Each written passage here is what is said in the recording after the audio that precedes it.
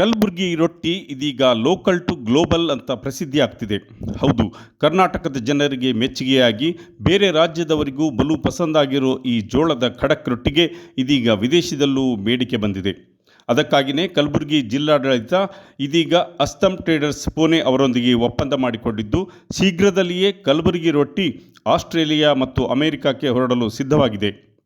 ಒಪ್ಪಂದಕ್ಕೆ ಸಹಿ ಹಾಕಿದ ಪತ್ರವನ್ನು ಜಿಲ್ಲಾ ಉಸ್ತುವಾರಿ ಸಚಿವ ಪ್ರಿಯಾಂಕ್ ಖರ್ಗೆ ಅವರು ಇವತ್ತು ವಿನಿಮಯ ಮಾಡಿಕೊಂಡರು. ಅಂದಹಾಗೆ ಬ್ರ್ಯಾಂಡ್ ಆಗಿರೋ ರೊಟ್ಟಿ ಕಲಬುರಗಿಯಲ್ಲಿ 10 ರೂಪಾಯಿಗೆ ಒಂದು ಮಾರಾಟವಾದರೆ ವಿದೇಶದಲ್ಲಿ 30 ರೂಪಾಯಿಗೆ ಒಂದು ರೊಟ್ಟಿ ಸಿಗಲಿದೆ. ಇದರಿಂದಾಗಿ ರೊಟ್ಟಿ ಉತ್ಪಾದಕರ ಜೇಬು ಮತ್ತಷ್ಟು ಭರ್ತಿಯಾಗಲಿದೆ. ಎನಿವೆ, ರೊಟ್ಟಿ ತಿಂದೋರು ಗಟ್ಟಿ ಅನ್ನೋ ಮಾತು ಈಗ ಆಸ್ಟ್ರೇಲಿಯಾ, USA ಕೂಡ ಖಾತ್ರಿಯಾದಂತಾಗಿದೆ.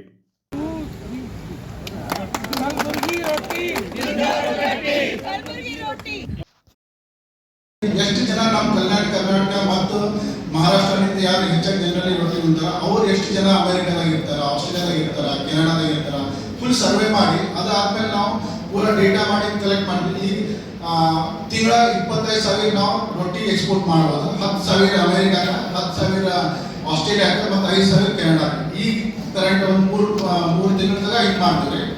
ಯಾಕಂದರೆ ಎಕ್ಸ್ಪೋರ್ಟ್ ಮಾಡಬೇಕಂದ್ರೆ ಸರಳವಾಗಿ ಮಾಡ್ಲಿಕ್ಕಾಗಲ್ಲ, ಸುಲಭವಾಗೂ ಮಾಡ್ಲಿಕ್ಕಾಗೋದಿಲ್ಲ. ಅಮೆರಿಕಾಗೆ ಎಕ್ಸ್ಪೋರ್ಟ್ ಮಾಡಬೇಕಾದ್ರೆ ಅವ್ರದ್ದಾದಂಥ ಒಂದು ನಾರ್ಮ್ಸ್ ಇರುತ್ತೆ. It has to be US FDA approved. ಬೇರೆ ಬೇರೆ ಏನೋ ಅವರ ಒಂದು ಸಂಸ್ಥೆಗಳಿರ್ತದೆ.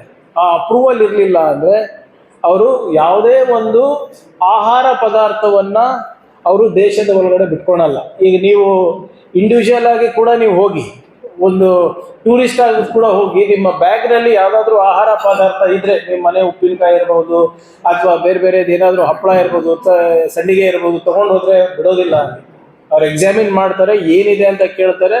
ಅಕಸ್ಮಾತ್ ಇನ್ಫ್ಯಾಕ್ಟ್ ಹೊರಗಿನ ದೇಶದ ಚಾಕ್ಲೇಟ್ಸ್ಗಳು ಕೂಡ ಬಿಡೋದಿಲ್ಲ. ಅಲ್ಲಿ ಪೆನಲ್ಟಿ ಹಾಕ್ತಾರೆ.